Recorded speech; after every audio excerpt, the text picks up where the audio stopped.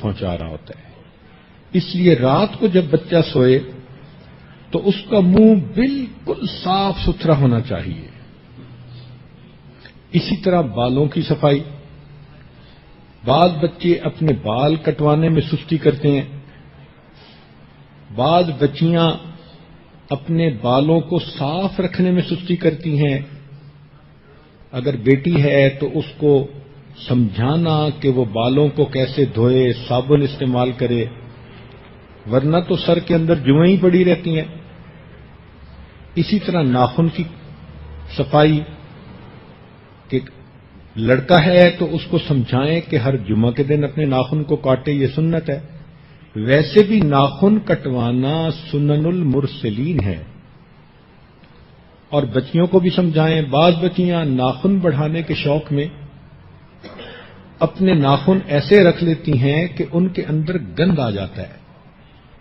تو ناخن کو صاف رکھنا انتہائی ضروری. کپڑوں کی صفائی، بچے کو سمجھایا جائے کہ وہ کپڑوں کو صاف رکھنے کی کوشش کرے. اگر ماں باپ نہیں سمجھائیں گے تو بچے تو اسی وقت کپڑوں کو خراب کر دیتے ہیں، لیکن جب ان کی طبیعت میں کانشیسنس آ جاتی ہے تو وہ پھر خیال رکھتے ہیں. اگر بچوں کے کپڑے میلے ہو جائیں تو ماں کو چاہیے کہ دن میں کئی مرتبہ ان کو بدلوائے. اللہ نے اگر آسانیاں دی ہیں تو بچے کو صاف ستھرا رکھیں. دیکھ کے بھی بچہ اچھا لگتا ہے اور اللہ کو بھی وہ بچہ اچھا لگتا ہے. چھوٹے بچے کے کپڑے بار بار بدلنے پڑتے ہیں. بڑی عمر کا بچہ اپنے کپڑوں کو دن میں ایک مرتبہ بھی بدل لے تو اس کا دن پورا اچھا گزر جاتا ہے. اسی طرح روزانہ نہانا یا غسل کرنا، بچے کو اس کی عادت ڈالنی چاہیے. بالخصوص مدرسہ یا سکول جاتے ہوئے بچوں کو فریش ہو کر نہا دھو کے جانا چاہیے. یہ عادت اگر پڑ جائے تو پھر سردی گرمی بچہ ہمیشہ غسل کرتا ہے، اور اگر صبح اور شام غسل کرے تو کیا ہی بات ہے. بچے کی طبیعت میں نظافت پسندی، طہارت پسندی ہونی چاہیے. شریعت نے کہا الطہور شطر الایمان، تو طہارت کو نصف ایمان کہا گیا. اس لیے صاف ستھرا بچہ شریعت کی نظر میں پسندیدہ بچہ ہوتا ہے. نبی علیہ الصلوۃ والسلام لڑکوں، نوجوان بچوں کو کئی مرتبہ ورزش کرنے کے لیے فرماتے تھے تاکہ ان کی صحتیں اچھی بنیں. چنانچہ ایک دن آپ صلی اللہ علیہ وسلم کے پاس صحابہ موجود تھے تو آپ نے ان کے دو گروپ بنا دیے اور ان کو کہا کہ بھئی تیر اندازی کا مقابلہ کرو، اور خود فرمایا کہ میں اس گروپ کی طرف سے تیر چلاؤں گا. تو دوسرے گروپ کے صحابہ نے کہا کہ اے اللہ کے نبی صلی اللہ علیہ وسلم، ہم کھیلتے ہی نہیں، کہ آپ اس گروپ میں ہیں تو ہم مقابلے میں کیسے کھیلیں؟ تو نبی علیہ السلام نے فرمایا اچھا، میں ایک دفعہ ان کی طرف سے تیر پھینکوں گا اور دوسری طرف سے آپ لوگوں کی طرف سے تیر پھینکوں گا. تو اللہ کے پیارے حبیب صلی اللہ علیہ وسلم نے نوجوان بچوں کو تیر اندازی کرنا خود سکھایا. چنانچہ میدان احد میں سعد رضی اللہ تعالیٰ عنہ جب تیر پھینکتے تھے تو اللہ کے نبی صلی اللہ علیہ وسلم ان کو تیر پکڑاتے تھے. حدیث پاک میں ہے کہ نبی علیہ السلام فرماتے تھے ارم فدا کا امی و ابی، کہ یہ تیر پھینکو تم پر میرے ماں اور باپ قربان ہو جائیں. سبحان اللہ. وہ کتنے خوش نصیب صحابی تھے کہ جن کے لیے اللہ کے حبیب صلی اللہ علیہ وسلم نے یہ الفاظ استعمال کیے.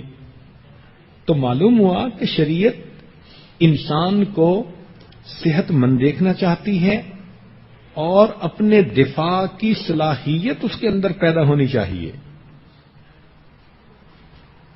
چنانچہ نبی علیہ الصلوۃ والسلام صحابہ میں سب سے زیادہ بہادر تھے، حتیٰ کہ ایک رات بڑے زور کی آواز آئی تو صحابہ کرام اٹھ بیٹھے کہ یہ کیا ہو گیا. اب یہ اپنے گھروں سے باہر نکلے تھے کہ دیکھا کہ نبی علیہ الصلوۃ والسلام ایک گھوڑے پر سوار ہیں اور آپ صلی اللہ علیہ وسلم شہر کے باہر سے چکر لگا کے واپس تشریف لا رہے ہیں اور صحابہ کو اطمینان دلا رہے ہیں کہ کوئی فکر کی بات نہیں، میں سب کچھ دیکھ کے آیا ہوں۔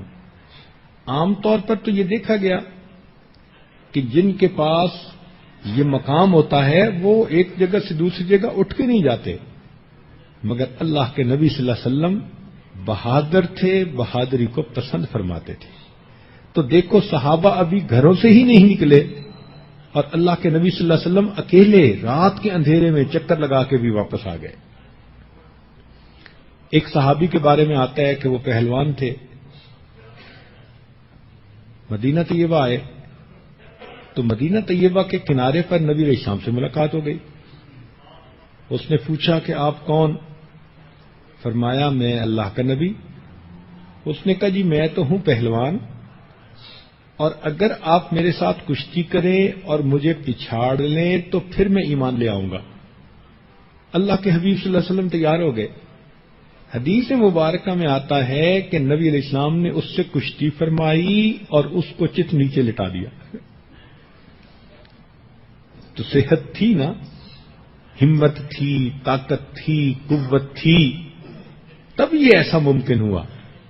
تو اس سے معلوم ہوتا ہے کہ ہم بھی اپنے بچوں کو اچھی صحت بنانے کی تلقین کریں۔ مدینہ طیبہ سے باہر جہاں ابیار علی ہیں ادھر ایک بڑا سارا میدان ہے، اس کا نام ہے سباق الخیل۔ تو وہاں پر نبی علیہ الصلوۃ والسلام صحابہ کو بھیجتے تھے اور وہ گھڑ دوڑ کرواتے تھے، یعنی گھوڑے دوڑاتے تھے۔ ایک مرتبہ نبی علیہ الصلوۃ والسلام نے ایک چھوٹے بچے کو جہاد میں جانے کی اجازت دے دی، دوسرے کو فرمایا کہ تم چھوٹے ہو نہیں جا سکتے، تو وہ چھوٹا کہنے لگا کہ اس سے میری کشتی کروا دیں، اگر میں اس کو گرا لوں تو مجھے بھی جانے کے لیے موقع مل جائے۔